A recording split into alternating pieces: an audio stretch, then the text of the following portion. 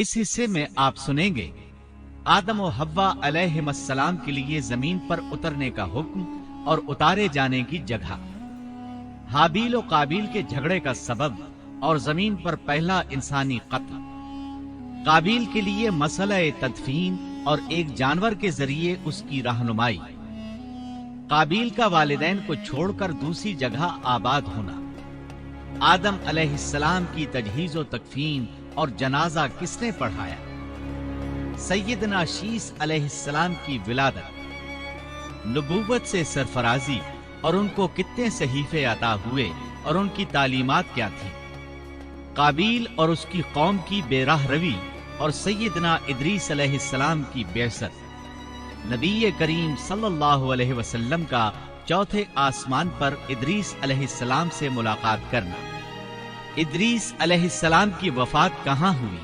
زمین پر یا چوتھے آسمان پر، حقائق کی روشنی میں مفصل اور جامع تذکرہ۔ اللہ کا حکم ہوا، فرمایا تم وہیں زندگی بسر کرو گے اور وہیں مرو گے اور وہیں سے دوبارہ نکالے جاؤ گے۔ قرآن مجید کے دیگر مقامات میں بھی اس قصے کی تفصیل موجود ہے۔ مثلاً فرمایا، اور اس سے قبل ہم نے آدم سے ایک عہد لیا تھا مگر وہ بھول گئے اور ہم نے ان میں کوئی عزم نہیں پایا۔ اللہ تعالیٰ فرماتے ہیں، اور جب ہم نے فرشتوں سے کہا آدم کو سجدہ کرو تو ابلیس کے سوا سب نے سجدہ کیا، اس نے صاف انکار کر دیا، تو ہم نے کہا اے آدم یہ تیرا اور تیری بیوی کا دشمن ہے، خیال رکھنا ایسا نہ ہو وہ تم دونوں کو جنت سے نکلوا دے اور تو مصیبت میں پڑ جائے۔ یہاں تو تجھے یہ آرام ہے کہ نہ تو بھوکا ہوتا ہے اور نہ ننگا، اور نہ تو یہاں پیاسا ہوتا ہے اور نہ دھوپ سے تکلیف اٹھاتا ہے۔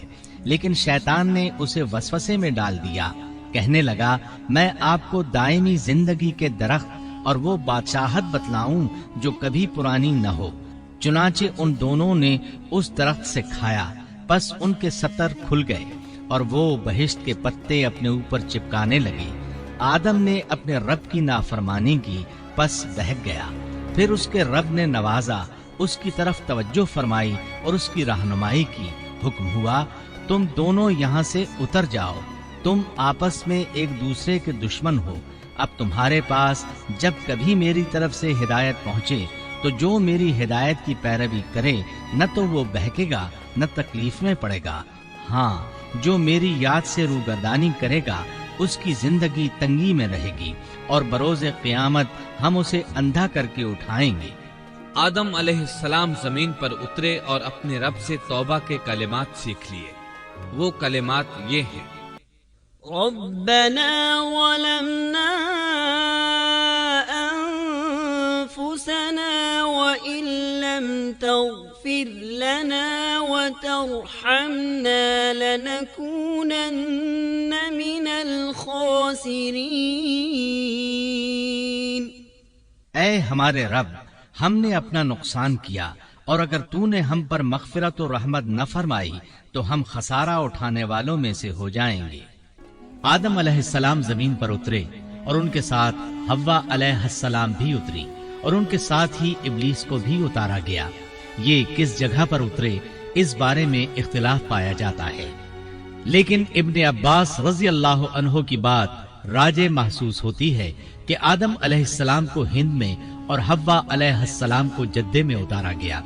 جب آدم علیہ السلام اتر آئے تو حوا علیہ السلام کی تلاش شروع کر دی، زمین میں ان کی تلاش میں سرگرداں ہوئے۔ آخر کار میدان عرفات میں دونوں کی ملاقات ہو گئی۔ چونکہ میدان عرفات میں دونوں نے ایک دوسرے کی معرفت حاصل کی تھی اور ان کا آپس میں تعارف ہوا تھا، لہٰذا اسی مناسبت سے اس میدان کا نام عرفات مشہور ہو گیا۔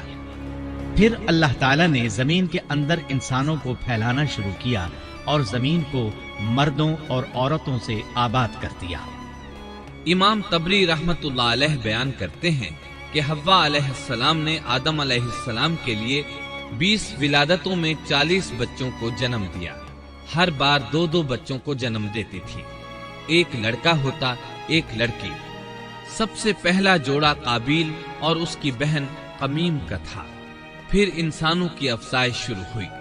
آبادی میں اضافہ ہونے لگا۔ اللہ نے آدم علیہ السلام ہی کو ان کا نبی متعین کر دیا، وہ انہیں دین سکھاتے رہے۔ اس وقت تمام لوگ موحد تھے، خالص توحید کو اپنانے والے تھے، یعنی کان الناس امۃ واحدہ، تمام لوگ ایک ہی امت کے تھے، ان میں شرک کا شائبہ بھی نہ تھا۔ ابن جریر اور ابن کثیر رحمہم اللہ نے ابو موسیٰ اشعری رضی اللہ عنہ کی روایت بیان کی ہے، اللہ نے جب آدم علیہ السلام کو جنت سے زمین پر اتارا تو انہیں ہر چیز کی کاریگری اور صنعت کا علم تھا۔ جب وہ اترے تو عالم بھی تھے، لباس میں ملبوس بھی تھے، کام کاج کے تمام طریقوں سے باخبر بھی تھے، لوہے، آگ، لکڑی اور کپڑے کے استعمال سے بھی بخوبی واقف تھے۔ ہمارے برعکس وہ ان کاموں کو اپنی ابتدا ہی سے جان چکے تھے، کیونکہ ہم سب لوگوں کا حال یہ ہے کہ جب تک سکھایا نہ جائے ہمیں کچھ نہیں آتا۔ آج کے دور میں بعض افریقی قبائل کے افراد وحشیانہ اور غیر مہذب زندگی گزارتے ہیں۔ علماء کا کہنا ہے کہ یہ لوگ زمین پر رہنے والوں میں سے گمراہ ترین انسان ہیں۔ انہوں نے بہترین زندگی ضائع کر دی اور گھٹیا زندگی کو پسند کیا۔ تہذیب و تمدن کا آغاز چونکہ ابتدائے آفرینش سے ہے، اس لیے ہر انسان کی فطرت میں تہذیب کی سوجھ بوجھ موجود ہے۔ بہرحال آدم علیہ السلام کے بعد انسانی مخلوق کی تعداد روز بروز بڑھتی چلی گئی اور انسانی کمزوریوں کی بنا پر گناہ شروع ہو گئے۔ زمین پر سب سے پہلے ہونے والی معصیت قابیل کے ہاتھوں اپنے بھائی حابیل کے قتل کی صورت میں سامنے آئی۔ اللہ تعالیٰ نے قرآن مجید میں قابیل اور اس کے بھائی حابیل کا قصہ بیان کیا ہے۔ قابیل قرخت اور درشت طبیعت کا مالک تھا، جبکہ اس کا بھائی حابیل رحم دل اور نرم طبیعت تھا۔ قابیل کھیتی باڑی کرتا تھا اور حابیل مویشی چراتا تھا۔ حابیل کے نرم دل ہونے کی ایک وجہ اس کا بکریاں چرانا تھا، کیونکہ ایک چرواہا اپنی بکری کو بھوکا دیکھ کر اسے چارہ کھلائے بغیر نہیں رہتا، نہیں وہ کسی بکری کو پیاسا دیکھ کر اسے بھول جاتا ہے۔ اپنے جانور پر اس کی طاقت سے زیادہ بوجھ بھی نہیں لادتا۔ بنی نوع انسان کی تعداد میں اضافے کے لیے اس وقت ایسا قانون تھا جو اب حرام ہے، اور وہ ہے بہن کے ساتھ نکاح۔ چونکہ اس وقت کے سب لوگ آدم علیہ السلام کی حقیقی اولاد تھے اور آپس میں بہن بھائی تھے، اس لیے اس وقت کی شریعت کی روح سے قابیل اپنے ساتھ جڑواں پیدا ہونے والی بہن کے سوا کسی دوسری بہن سے شادی کر سکتا تھا، اور اسی طرح حابیل اپنے ساتھ جڑواں پیدا ہونے والی بہن کے علاوہ کسی دوسری بہن سے شادی کر سکتا تھا۔ اس کی صورت یہ تھی کہ قابیل کی شادی حابیل کی بہن سے ہو اور حابیل کی شادی قابیل کی بہن سے ہو، لیکن ہوا یہ کہ حابیل کی بہن خوبصورتی میں قابیل کی بہن سے کم تھی، اس لیے قابیل نے حابیل کی بہن سے شادی کرنے سے انکار کر دیا اور اپنی جڑواں بہن سے شادی کی خواہش ظاہر کی، لیکن ایسا کرنا آدم علیہ السلام کی شریعت میں حرام تھا۔ آپ نبی بھی تھے اور رسول بھی۔ رسول اور نبی میں فرق یہ ہے کہ رسول پر شریعت اور احکام نازل ہوتے ہیں، لیکن نبی پر شریعت نازل نہیں ہوتی، البتہ اس کی طرف وحی نازل ہوتی ہے اور معجزات عطا کیے جاتے ہیں، جبکہ شریعت صرف رسولوں ہی پر نازل کی جاتی ہے۔ آدم علیہ السلام بھی چونکہ رسول تھے، اس لیے ان کی شریعت میں یہ قانون تھا کہ کوئی شخص اپنے ساتھ جڑواں پیدا ہونے والی بہن کے ساتھ شادی نہیں کر سکتا۔ قابیل اس شرعی حکم کی وجہ سے غضبناک ہو گیا۔ اس نے تعجب کا اظہار کرتے ہوئے اس قانون کو ماننے سے انکار کر دیا۔ آدم علیہ السلام نے ان دونوں کے درمیان فیصلہ کرتے ہوئے انہیں حکم دیا کہ دونوں اللہ کے حضور ایک ہدیہ پیش کریں۔ ہدیہ اس جانور کو کہتے ہیں جسے اللہ کے نام پر ذبح کر کے فقراء میں تقسیم کر دیا جائے۔ اس سے مقصود اللہ کے لیے اپنی نیت کو خالص کرنا ہوتا ہے۔ اس عمل کو قربانی کہا جاتا ہے۔ آدم علیہ السلام کے زمانے میں قربانی کا جو قانون تھا اس کے قبول ہونے کی نشانی طے تھی، اور وہ یہ کہ آسمان سے ایک آگ نمودار ہوتی اور اس قربانی کو جلا دیتی۔ اس کا مطلب تھا قربانی قبول ہو چکی ہے، اور اگر آگ قربانی کو نہ جلاتی تو سمجھ لیا جاتا کہ قربانی قبول نہیں ہوئی۔ آخر قربانی کا دن آ پہنچا۔ حابیل نے اپنے مویشیوں میں سے ایک بہترین جانور لیا اور قربان گاہ میں لا کر اللہ کے حضور پیش کر دیا۔ دوسری طرف قابیل نے اپنی کھیتی کے غلے میں سے ردی قسم کا غلہ قربانی کے لیے پیش کیا۔ دوسرے دن دونوں قربان گاہ پہنچے تو انہوں نے دیکھا کہ حابیل کی قربانی قبول ہو چکی ہے، جبکہ قابیل کی قربانی کو آگ نے چھوا تک نہیں تھا۔ یہ دیکھ کر قابیل حابیل پر غضبناک ہوا۔ شیطان نے بھی اسے وسوسے میں مبتلا کیا کہ اپنے بھائی کو قتل کر دے۔ اس نے اپنے بھائی حابیل کو جان سے مار ڈالنے کا پختہ ارادہ کر لیا۔ اس وقت تک روئے زمین پر کوئی انسان قتل نہیں ہوا تھا۔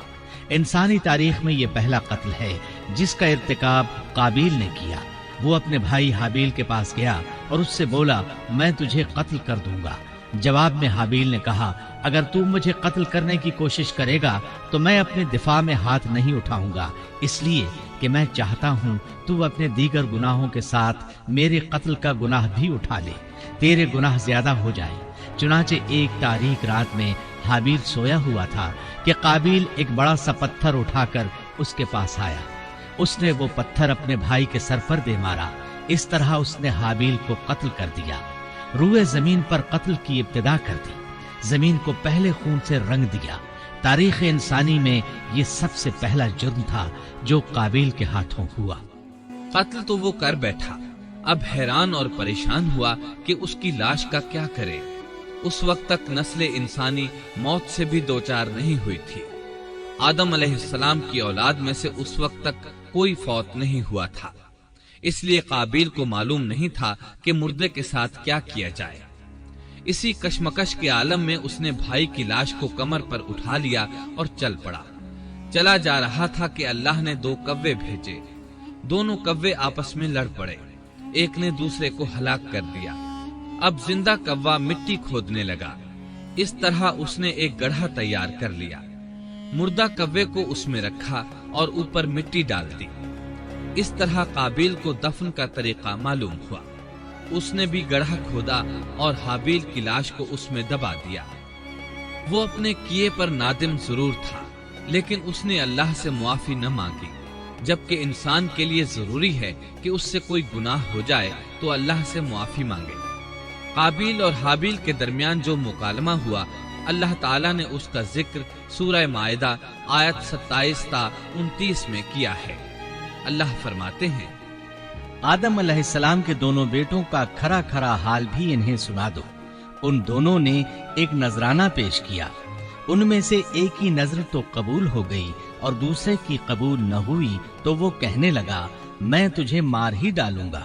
اس نے کہا، اللہ تقوی والوں ہی کا عمل قبول کرتا ہے، گو تو میرے قتل کے لیے دسترازی کرے، لیکن میں تیرے قتل کے لیے ہرگز اپنا ہاتھ نہیں بڑھاؤں گا۔ میں تو اللہ تعالیٰ پروردگار عالم سے خوف کھاتا ہوں، میں تو چاہتا ہوں کہ تو میرا گناہ اور اپنا گناہ اپنے سر پر رکھ لے اور دوزخیوں میں شامل ہو جائے، ظالموں کا یہی بدعا ہے۔ اس کا مطلب یہ تھا کہ تیرے اور گناہوں کے ساتھ میرے قتل کا گناہ بھی تیرے ذمہ لگے اور تو ظالموں میں سے ہو جائے۔ حابیل کے قتل کے بعد قابیل پر جو گزری، اس کا ذکر اللہ نے سورہ مائدہ آیت 30 اور 31 میں کیا ہے۔ پس اسے اس کے نفس نے اپنے بھائی کے قتل پر آمادہ کر دیا اور اس نے اسے قتل کر ڈالا، اس سے وہ نقصان والوں میں سے ہو گیا۔ پھر اللہ تعالیٰ نے ایک کوے کو بھیجا جو زمین کھود رہا تھا، تاکہ اسے دکھائے کہ وہ کس طرح اپنے بھائی کی ناش کو چھپا سکتا ہے۔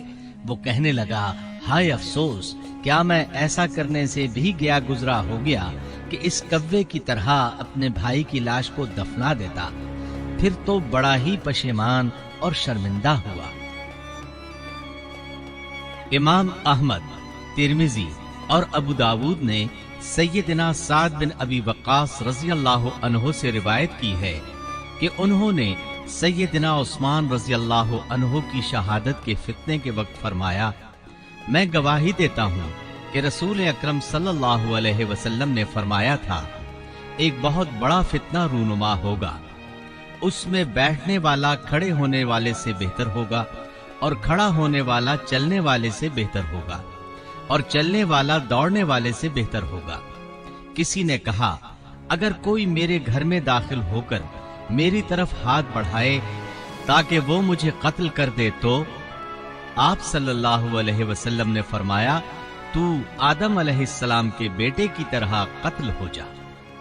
यानी इस फितने में कत्ल हो जाना, हाबील की सुन्नत पर अमल करते हुए खुद हाथ न उठाना, कातिल कहलाने की बजाय मकतूल होने को पसंद करना।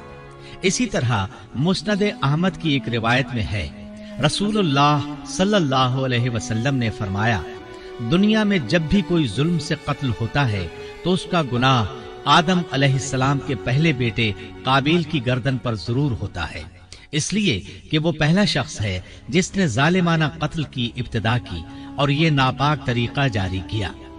इस हदीस से इस जुर्म की नौइयत का बखूबी अंदाजा होता है कि अल्लाह ताला ने इसको सिर्फ एक कत्ल करार नहीं दिया, बल्कि इसको एक घिनौनी हरकत करार दिया। क़यामत तक आने वाले लोग जो इस गुनाह के मुर्तकिब होंगे, उनका कुछ गुनाह काबिल के हिसाब में डाला जाएगा। हाबील को कत्ल करने के बाद काबिल ने अपनी बीवी को साथ लिया और दूर दराज नर्म जमीन के पास जाकर रिहाइश पजीर हो गया और आदम अलैहिस्सलाम के सामने तक न हुआ। आदम अलैहिस्सलाम पहाड़ों के करीब एक बस्ती में रह रहे थे। ये उनसे बहुत दूर जा बसा था। इस तरह काबिल का आदम अलैहिस्सलाम से राबिता बिल्कुल खत्म हो गया और उससे एक नई नस्ल की इब्तिदा हुई। फहाशी और उरियानी को उनके यहाँ उरूज हासिल था। इबादत ये लोग अगरचे अल्लाह ही की करते थे, लेकिन आदम अलैहिस्सलाम की शरीयत के खिलाफ बेहयाई के दिलदादा थे। तकवा की किल्लत, अहकाम इलाही की नाफरमानी और फहाशी का फरोग उनके शब रोज का मामूल था। इसके बाद लोग दो गिरोहों में तकसीम हो गए। शरीर और बुरे लोग काबिल के साथ मिल गए और आदम अलैहिस्सलाम के दीगर बेटे और नेक लोग आदम अलैहिस्सलाम के साथ मिल गए। आदम अलैहिस्सलाम 960 साल जिंदा रहे। इनकी कुल उम्र तो 1000 साल थी, लेकिन 40 साल कम कर दी गई। सैयदना अबू हुरैरा रजी अल्लाह अन्हु बयान करते हैं कि रसूलुल्लाह सल्लल्लाहु अलैहि वसल्लम ने फरमाया, जब अल्लाह ने आदम अलैहिस्सलाम को पैदा फरमाया तो उनकी पीठ पर हाथ फेरा। इस तरह क़यामत तक जितने इंसान पैदा होने वाले थे, उनकी रूहें वजूद में आ गईं। फिर हर इंसान की आंखों के दरमियान एक नूर रखकर आदम अलैहिस्सलाम के सामने पेश किया। उन्होंने पूछा, या अल्लाह, ये कौन है? अल्लाह ने फरमाया, ये तेरी औलाद है। इनमें से एक की पेशानी की चमक आदम अलैहिस्सलाम को बहुत अच्छी लगी। उन्होंने पूछा, या अल्लाह, ये कौन है? जवाब मिला, ये तेरी औलाद में से बहुत दूर जाकर हैं। इनका नाम दाऊद है। पूछा, इनकी उम्र कितनी है?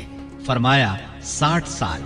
आदम अलैहिस्सलाम कहने लगे, या अल्लाह, 40 साल मेरी उम्र में से इनकी उम्र में शामिल कर दे।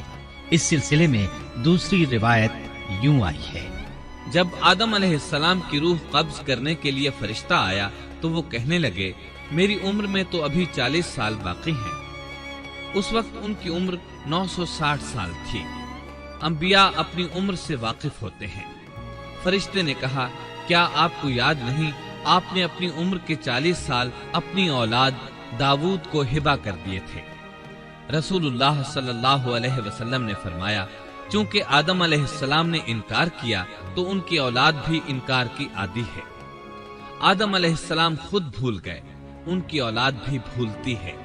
आदम अलैहिस्सलाम ने खता की, उनकी औलाद भी खता करती है। हाबील के कत्ल के बाद अल्लाह ताला ने आदम और हव्वा अलैहिस्सलाम को इसका नेमुल बदल अता किया। इसका नाम उन्होंने शीस रखा। शीस का मतलब है अल्लाह का दिया हुआ तोहफा। हाबील के कत्ल पर आदम और हव्वा अलैहिस्सलाम दोनों बहुत गमगीन हुए, इसलिए अल्लाह ने बदले में उन्हें शीस अलैहिस्सलाम अता फरमाए। सैयदना अबू ज़र ग़िफ़ारी रज़ी अल्लाह अन्हु से मरवी एक सही हदीस में है कि रसूलुल्लाह सल्लल्लाहु अलैहि वसल्लम ने फरमाया, अल्लाह ताला ने 104 सहीफे नाजिल फरमाए। उनमें से 50 सहीफे शीस अलैहिस्सलाम पर नाजिल हुए। इन सहीफों में ऐसे कवानीन, उसूल और ज़ाबिते थे जिनसे इंसानियत की जिंदगी मुनज़्ज़म होती है। शीस अलैहिस्सलाम ने आदम अलैहिस्सलाम से इल्म हासिल किया। لیکن آدم علیہ السلام کا تمام علم وہ حاصل نہ کر سکے، اس لیے کہ آدم علیہ السلام نے بالمشافہہ اللہ تعالیٰ سے علم حاصل کیا تھا، اور بہت سی اشیاء کا علم اللہ تعالیٰ نے انہیں سکھا دیا تھا، اس لیے وہ تمام علماء سے بڑھ کر عالم تھے۔ شیس علیہ السلام نے آدم علیہ السلام سے علوم سیکھ کر لوگوں کو سکھائے۔ لوگوں نے ان سے مختلف علوم، فنون اور پیشے سیکھے۔ انہیں شہروں میں رہنے سہنے کے بارے میں تعلیم دی، دن رات کے حسابات سے انہیں آگاہ کیا اور انہیں بتایا کہ کن اوقات میں وہ اللہ کی عبادت کریں اور عبادت کے طریقے انہیں سکھائے۔ احادیث میں اس کی وضاحت ملتی ہے۔ امام احمد رحمت اللہ علیہ بیان کرتے ہیں کہ ابو زمعہ سعدی کہتے ہیں کہ انہوں نے مدینے میں ایک شیخ کو لوگوں سے کلام کرتے دیکھا تو ان کے متعلق پوچھا، یہ کون شخص ہے؟ لوگوں نے بتایا کہ یہ ابی بن کعب رضی اللہ عنہ ہے، بڑے صحابہ میں ان کا شمار ہوتا ہے، تمام مسلمانوں سے بڑھ کر قرآن اور اس کی تفسیر کے عالم ہیں۔ ابو زمعہ فرماتے ہیں کہ ابی بن کعب رضی اللہ عنہ اس وقت یہ واقعہ بیان کر رہے تھے کہ جب آدم علیہ السلام کی وفات کا وقت قریب آیا تو انہوں نے اپنے بیٹوں سے فرمایا، میرا جنت کے پھل کھانے کو جی چاہتا ہے۔ جنت کے پھل دنیاوی پھلوں جیسے ہی ہوتے ہیں، سیب، انار، انگور، یہ سب جنت میں موجود تھے۔ جنت کے اور دنیا کے پھلوں میں فرق یہ ہے کہ دنیاوی پھل بدبودار ہو جاتے ہیں، جبکہ جنتی پھل کبھی بدبودار نہیں ہوتے۔ اسی طرح دنیاوی پھلوں کا ذائقہ عارضی ہوتا ہے، جبکہ جنتی پھلوں کا ذائقہ ہمیشہ برقرار رہتا ہے۔ اس لیے آدم علیہ السلام نے چاہا کہ وہ جنت کے پھل کھائیں، چنانچہ ان کے بیٹے تلاش میں نکل گئے۔ انہوں نے اپنے ساتھ کلہاڑے، کدالیں اور ٹوکریاں لے لی۔ راستے میں انہیں فرشتے ملے، ان کے پاس آدم علیہ السلام کا کفن اور خوشبو وغیرہ تھی۔ انہوں نے پوچھا، آدم کے بیٹو، کس چیز کی تلاش میں ہو؟ کہاں جا رہے ہو؟ انہوں نے جواب میں کہا، ہمارے والد مریض ہیں، انہیں جنت کے پھلوں کی خواہش ہے۔ فرشتے ان کے سامنے انسانی شکل میں آئے تھے۔ ان کی بات سن کر بولے، واپس جاؤ، تمہارے والد فوت ہونے کے قریب ہیں، اب ان میں اتنی طاقت نہیں رہی کہ پھل کھا سکیں۔ جب فرشتے آدم علیہ السلام کی روح قبض کرنے کے لیے آئے تو حوا علیہ السلام نے انہیں پہچان لیا۔ وہ بلند آواز سے آدم علیہ السلام کو پکارنے لگی، ان کے ساتھ چمڑ گئیں۔ آدم علیہ السلام بولے، مجھ سے الگ ہو جاؤ، پہلے بھی مجھے تمہاری وجہ سے مصیبت پہنچی تھی، میرے اور میرے رب کے فرشتوں کے درمیان سے ہٹ جاؤ۔ پھر فرشتوں نے آدم علیہ السلام کی روح قبض کی، انہیں غسل دیا، کفن پہنایا، خوشبو لگائی، آپ کی قبر کھودی۔ پھر انہوں نے آدم علیہ السلام کی نماز جنازہ ادا کی، اس کے بعد انہیں قبر میں اتارا، پھر اوپر مٹی ڈال دی اور بولے، آدم کے بیٹو، تمہارے لیے یہی طریقہ ہے۔ اس وقت تک لوگ کفن دفن کے احکامات سے واقف نہیں تھے، انہیں علم نہ تھا کہ قابیل نے اپنے بھائی کو کیسے دفن کیا تھا، اس لیے فرشتوں کو بھیجا گیا تاکہ تدفین کا طریقہ بتا دیں۔ تو اس طرح انسان کو دفن کرنے کا طریقہ معلوم ہوا جو فرشتے لے کر آئے تھے۔ آدم علیہ السلام نے اپنی 960 سال کی مکمل زندگی میں سوائے اس درخت کا پھل کھانے کے اور کوئی خطا نہیں کی۔ یہ تھا ہمارے باپ سیدنا آدم علیہ السلام کا اسوہ اور سیرت طیبہ کا حال۔ آپ کی وفات کے 1 سال بعد حوا علیہ السلام بھی وفات پا گئیں۔ آدم علیہ السلام کی وفات کے بعد ان کے بیٹے شیس علیہ السلام نے ان کی ذمہ داریاں سنبھال لی۔ اب تبلیغ کا کام انہیں کرنا تھا۔ ادھر قابیل جو نرم زمین میں جا آباد ہوا تھا، اس کی اولاد نے فتنہ و فساد اور سرکشی کی زندگی اختیار کی۔ انہوں نے قتل و غارت گری کا بازار گرم کر دیا۔ یہ لوگ آدم علیہ السلام کی قوم کے پاس سے گزرتے تو وہاں بھی فساد مچاتے۔ ابن عباس رضی اللہ عنہما سورۃ الاحزاب آیت 33 کی تفسیر کرتے ہوئے فرماتے ہیں، پرانے زمانے کی جاہلیت کی طرح اپنے بناؤ کا اظہار نہ کیا کرو۔ اس وقت 2 نسلیں آباد تھیں، ایک پہاڑ پر اور دوسری نرم زمین پر۔ پہاڑوں کے مرد خوش شکل تھے، عورتیں سیاہ فام تھیں، جبکہ زمین والوں کی عورتیں خوبصورت تھیں۔ اور مردوں کے رنگ سانولے تھے۔ اب ابلیس نے اپنا کام شروع کیا۔ وہ انسانی شکل میں نرم زمین والوں کے پاس آیا اور ایک شخص کا غلام بن کر رہنے لگا۔ پھر اس نے بانسری شکل کی ایک چیز ایجاد کی اور اس کو بجانے لگا۔ لوگ اس آواز پر لٹو ہو گئے، اس کے گرد بھیڑ لگا کر سننے لگے۔ پھر ایک دن میلے کا مقرر ہو گیا، اس میں ہزارہا مرد اور عورتیں جمع ہونے لگے۔ اتفاق سے وہاں ایک دن ایک پہاڑی آدمی بھی آ گیا۔ اس نے میدانی عورتوں کے حسن و جمال کو دیکھا۔ اس نے اپنے قبیلے والوں سے ان کے حسن و جمال کا ذکر کیا۔ اب وہاں کے لوگ کثرت سے میدانی علاقے میں آنے لگے۔ اس طرح آہستہ آہستہ مردوں اور عورتوں میں اختلاط بڑھا، بدکاری اور زناکاری عام ہوئی، جبکہ یہ سب کام شیس علیہ السلام کی شریعت میں حرام تھے۔ یہ سب بیان کرنے کے بعد ابن عباس رضی اللہ عنہما کہتے ہیں، اللہ تعالیٰ کے قول کی یہی تفسیر ہے اور قدیم جاہلیت سے یہی مراد ہے، کیونکہ ان لوگوں نے زمین میں ایک عظیم فساد اور انتشار برپا کر رکھا تھا۔ شیس علیہ السلام اپنی قوم کے لوگوں کو سمجھاتے رہے کہ وہ ان شریر اور فسادی لوگوں کے ساتھ میل جول نہ رکھیں، لیکن شیطان مسلسل انہیں ورغلاتا رہا، یہاں تک کہ شیس علیہ السلام کے ساتھ بہت تھوڑے لوگ رہ گئے اور قابیل کی قوم میں بہت اضافہ ہو گیا۔ لوگ یوں ہی زندگی بسر کرتے رہے، یہاں تک کہ اللہ تعالیٰ نے ان میں ادریس علیہ السلام کو مبعوث فرمایا۔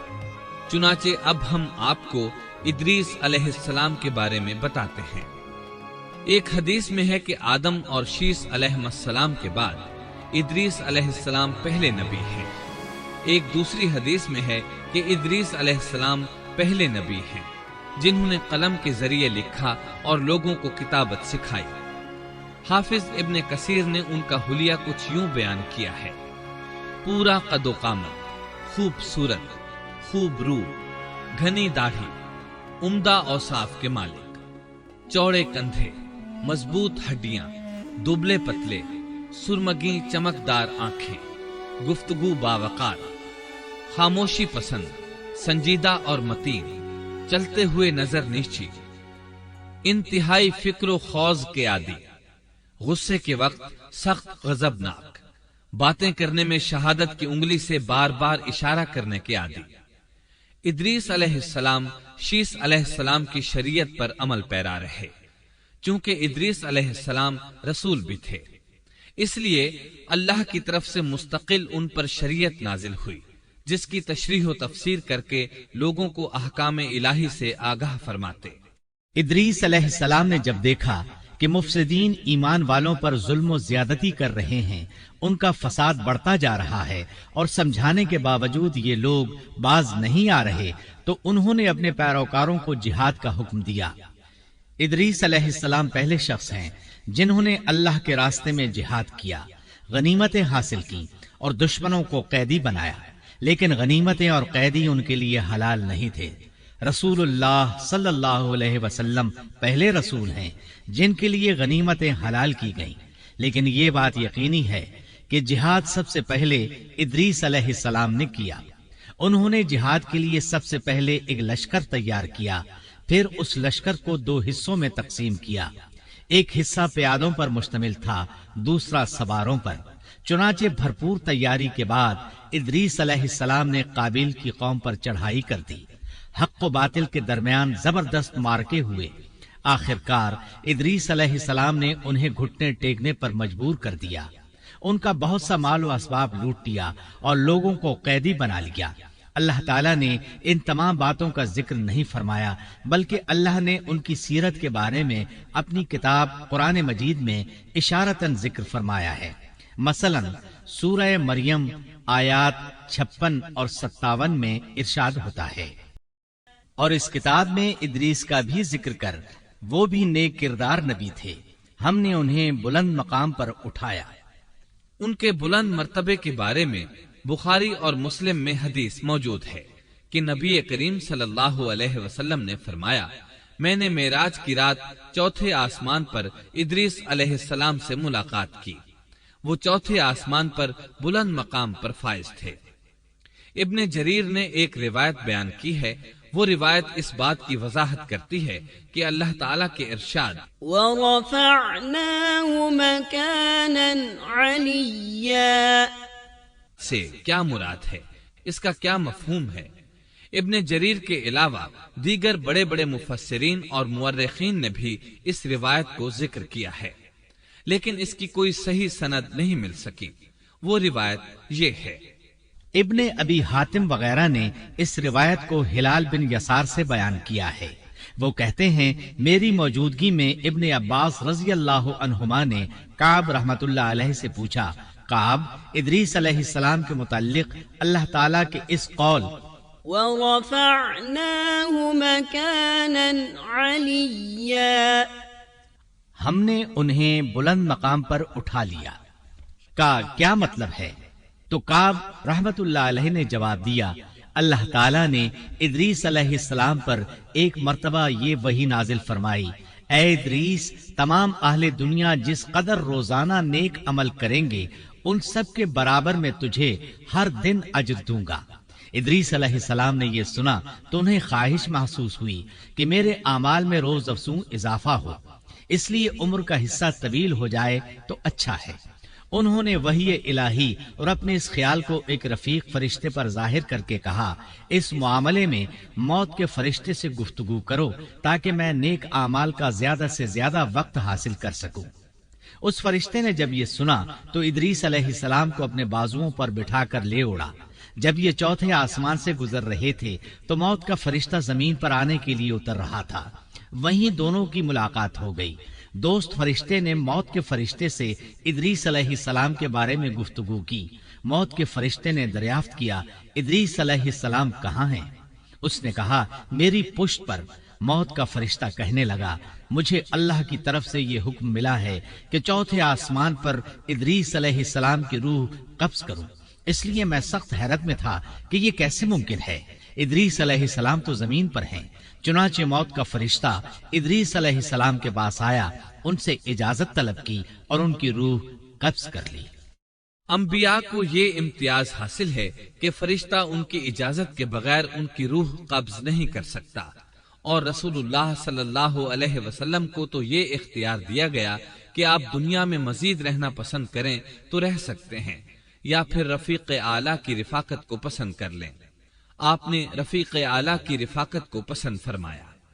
اس طرح ادریس علیہ السلام کی روح چوتھے آسمان پر قبض کی گئی۔ انہیں بھی عیسیٰ علیہ السلام کی طرح آسمان پر اٹھایا گیا۔ فرق یہ ہے کہ عیسیٰ علیہ السلام کی روح قبض نہیں کی گئی۔ یہ واقعہ نقل کر کے کعب رحمت اللہ علیہ فرماتے ہیں کہ اللہ تعالیٰ کے ارشاد وَرَفَعْنَاهُ مَكَانًا عَلِيًّا کی تفسیر یہی ہے، لیکن درست بات یہ ہے کہ یہ اسرائیلی روایت ہے۔ ادریس علیہ السلام کی وفات ہو گئی تو لوگ فساد میں اور بڑھ گئے، ان میں شر پھیل گیا، تاہم وہ توحید پر قائم رہے۔ بت پرستی کا ان میں کوئی شعور نہیں تھا۔ لوگ آدم علیہ السلام کی وفات کے 1000 سال بعد تک توحید پر قائم رہے۔ ان میں فسق و فجور ضرور تھا لیکن شرک نہیں تھا۔